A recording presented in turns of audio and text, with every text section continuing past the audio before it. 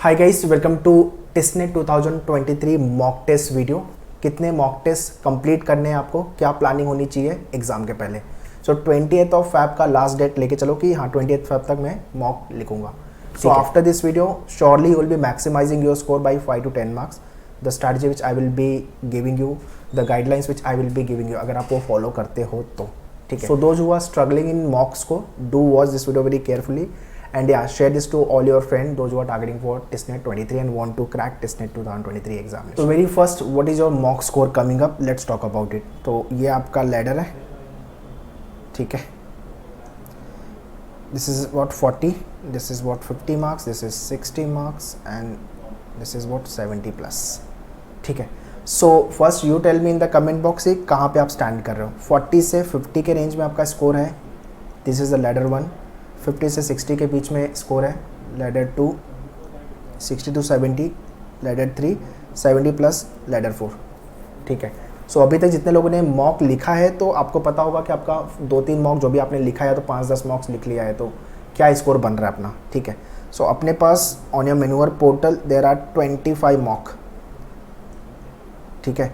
Minimum जो अगर आप मेरे से पूछोगे कम से कम कितना मॉक लिखना चाहिए तो हाँ भाई 10 मॉक तो मिनिमम लिखो। बट हाँ, अगर अभी आपका जिस दिन मेरा ये वीडियो देख रहे हो आप पार्शली प्रिपरेशन हो गई है, मतलब 40 से 50% प्रिपरेशन हो गई है या तो फुल प्रिपरेशन आपकी हो गई है, तो आपको ये जो बचे हुए 15 मॉक है पूरे 25 वो लिखने चाहिए पूरे के पूरे, ठीक है। 25 into 100 मतलब 2500 क्वेश्चन आप प्रैक्टिस करने वाले हो, मतलब मोर देन सफिशिएंट हो गया। मतलब 30-40% तो आपका प्रिपरेशन मॉक से ही आराम से हो जाएगा, ठीक है। So score wise if I talk about 40 से लेके जो 60 का स्कोर है, यहाँ पे 60 to 70% जनता है जो इस स्कोर के बीच में आ रही है, चाहे तो उनका 40 से 50 के बीच में स्कोर हो या तो 50 के 60 के बीच में होगा, या कुछ लोगों ने अभी जस्ट चालू किया है तो आपका हो सकता है 40 के नीचे भी स्कोर हो। तो यहाँ पे मेजर क्राउड है 60 to 70% जनता, ठीक है। 60 से 70 के बीच में अराउंड 30 से 35% जनता, this is the rough percentage I am giving you, और 5% के आसपास लोग 70 प्लस पे, this is the rough number I am giving you, ठीक है। सो मॉक स्कोर इम्प्रूव होगा कैसे, अपने को 60-70 या 70 प्लस में अगर जाना है तो क्या क्या क्या करना पड़ेगा, ठीक है। नंबर 1 तो मॉक ज़्यादा लिखना होगा, एनालिसिस अच्छी करनी होगी और डिटेल एनालिसिस करनी होगी। सिर्फ एनालिसिस से काम नहीं चलेगा, चार्ट प्रिपेयर करना पड़ेगा आपको और आपके स्ट्रेंथ वीकनेस पे काम करना पड़ेगा, ठीक है। सो अभी timeline wise if I talk about, Jain है, आज क्या है 20th I am making this video, तो 10 दिन जैन का, 10 दिन आप फैब का ले लो और बाकी का 10 दिन अगेन फैब का, मतलब 20th Feb is the last date जो मैं मॉक लिखूँगा। अब ये 10-10 दिन के हिसाब से आप ब्रेक कर लो। अगर आपकी यहाँ पे मेजर मॉक लिखो, जैन में अभी 5 मॉक लिखो, यहाँ पे 10 मॉक लिखो, बचे हुए 10 यहाँ पे लिखो। बट अगर आपने जस्ट अभी प्रिपरेशन चालू किया है तो 10 मॉक आपके लिए सफिशिएंट है, फिर then you go for the 10 mock test. But अगर आपकी पढ़ाई हो गई है, 40-50% पढ़ाई हो गई तो फिर 25 मॉक डेफिनेटली लिखो, ठीक है। तो ये डेडलाइन ले लो कि अभी जनवरी के 10 दिन में 5 मॉक लिखूंगा, चाहे मैंने जस्ट स्टार्ट किया है प्रिपरेशन तो भी कोई प्रॉब्लम नहीं है, थोड़ी बहुत प्रिपरेशन है तो भी कोई प्रॉब्लम नहीं है, 5 मॉक तो लिखना ही है अपने को। पहले के मॉक जो आप लिखोगे 2 से 3-4 मॉक, उसमें स्कोर कम आएगा। अगर आपने कैट या स्नैप या कोई अदर एग्जाम्स लिखा हुआ है तो आपका स्कोर बनेगा 50 के आसपास जाओगे आप पहले मॉक में शायद से। बट जितने लोग पहला, दूसरा, तीसरा मॉक लिखते हैं उनका स्कोर कम ही आएगा, अराउंड 40 के आसपास या 35 के आसपास। तो डीमोटिवेट नहीं होना है, ये ऑब्वियस बात है कि आप जस्ट स्टार्ट किया है प्रिपरेशन या आपने मॉक लिखना चालू कर दिया या थोड़ी बहुत प्रिपरेशन आपकी हुई है तो ये स्कोर बनेगा। किसी किसी का 30 के आसपास या 30 से कम भी बन सकता है स्कोर। तो पहले 2-3 मॉक में कोई प्रॉब्लम नहीं है, बट बाद में आपको गेयर अप करना है, ठीक है। So this is what 30 days planner for the mock test, ठीक है। अगर आपने जस्ट प्रिपरेशन चालू किया तो 10 मॉक लिखो, बट अगर आपका 40-50% पढ़ाई हो गई है और या तो पूरा पढ़ाई करके हो गया है, फिर 25 के 25 मॉक लिखो। हर मॉक टेस्ट की एनालिसिस भी अच्छे से होनी चाहिए। मॉक 1 में मेरा क्या स्कोर था, मॉक 2 में क्या स्कोर था, मॉक 3 में क्या था, मॉक 4 में क्या था, ठीक है। तो मॉक वर्सेस स्कोर पता होना चाहिए अपने को, this is important. Also do analyse your mock test. हर मॉक में, जैसे कि मॉक 1 अगर आपने लिखा, let's say this is my mock 1, mock 1 में क्वांट का सेक्शन, मैथ्स का जो सेक्शन है उसमें आपको डिफाइन करना होगा कौन सा मेरा टॉपिक स्ट्रॉन्ग है, कौन सा ओके है, कौन सा वीक है, कौन सा हेट है।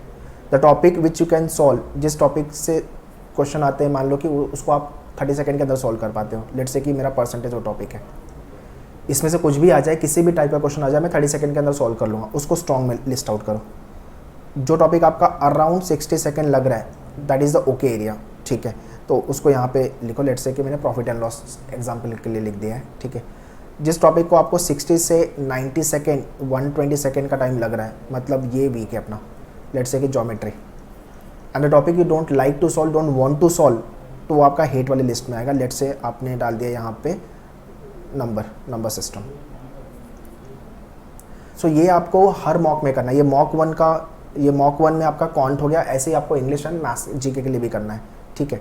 So after writing 3 to 4 mock test, ये चार्ट आप अपने सामने रखोगे, आपको क्लियर पिक्चर होगा कि मुझे काम कहाँ करना है। आपको ना तो मुझसे पूछने की ज़रूरत है, ना तो किसी और से पूछने की ज़रूरत है। ये चार्ट ही आपको बताएगा कि कहाँ मेहनत करनी है, ठीक है।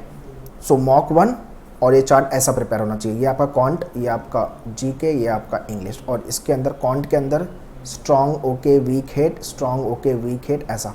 और ये एक A4 साइज़ का पेपर ले लेना और उस पर प्रॉपर अच्छे से बनाओ। ये एनालिसिस आपको बहुत काम आएगी आगे। जब आप रफली 6 to 7 मॉक लिख लोगे ना, आपको ये चार्ट काफ़ी हेल्प करेगा। मतलब ऑलमोस्ट 5 मॉक के बाद तो हेल्प करना चालू कर देगा कि कहाँ मेहनत करनी है, किस टॉपिक में प्रॉब्लम आ रही है। But do prepare this chart, ठीक है। एंड या very important, do analyse your mock test very well, ठीक है। क्वेश्चन की एनालिसिस, section wise analysis and time wise analysis, ठीक है ना। सो लेट्स से कि पर्टिकुलर टॉपिक में, लेट्स से परसेंटेज मेरा स्ट्रॉन्ग है, वो टॉपिक मेरा बहुत अच्छा है, बट वहाँ से क्वेश्चन आया, नहीं बना पाया मैं, तो उस टाइप में प्रॉब्लम है, तो परसेंटेज का वो टाइप करके ख़त्म करो। फिर सेक्शन वाइज भी एनालिसिस, किस सेक्शन में मैं अच्छा कर रहा हूँ, किस सेक्शन में मुझे मेहनत करने की ज़रूरत है, और किस टाइप के क्वेश्चन पे मैं ज़्यादा टाइम दे रहा हूँ, किस टाइप के क्वेश्चन पे मेरा कम टाइम लग रहा है, ठीक है। या बेसिकली स्ट्रेंथ वीकनेस इसी से डिफाइन हो जाएगी अपनी। तो मॉक लिखने के बाद सबसे पहले जो आपने क्वेश्चन सॉल्व नहीं किया है उसको जाके सॉल्व करो, इस तरह से आपकी एनालिसिस होनी चाहिए। उसके बाद जो क्वेश्चन रॉन्ग हुआ है आपका, उसको तो प्रॉपरली देखना, बिकॉज यहाँ पे टाइम का लॉस और मार्क्स का दोनों का लॉस है, तो ये नहीं होना चाहिए। आपकी एक्यूरेसी अच्छी होनी चाहिए। एंड तीसरा, जो क्वेश्चन आपके राइट है वहाँ पे देखो कि आप टाइम ज़्यादा तो नहीं दे रहे हो, मतलब आपका स्ट्रॉन्ग एरिया है वो 20-30 सेकेंड में बनना था, आपने लगाया 60 सेकेंड, तो खुश नहीं होना है भाई, ये टाइम ज़्यादा गया, आपको 30 सेकेंड सेव करना है। This is how you should prepare for the mock test. तो अगर आपका पढ़ाई हो गया है तो मॉक को लेके प्रोग्राम का लिंक मैंने डिस्क्रिप्शन में दिया हुआ है, do check the description and you can join the mock programme. 10 mock and 25 mock दोनों प्रोग्राम अवेलेबल है, ठीक है। Still if you have any doubt and query, so you can write in the comment box, I will be happy to reply you. But अभी जो 30 days बचा हुआ है, majorly mock पे काम करो एंड जीके, जितना हो सके इस पे स्ट्रेस करो। एंड जितने लोगों ने अभी जस्ट स्टार्ट किया है प्रिपरेशन, तो आपका मैथ्स तो करना ही अपने को, बाकी मॉक को भी साइमल्टेनियसली लेके रखो। And to join the batches you can contact on the given number, details description में, do check it. All the best, thank you.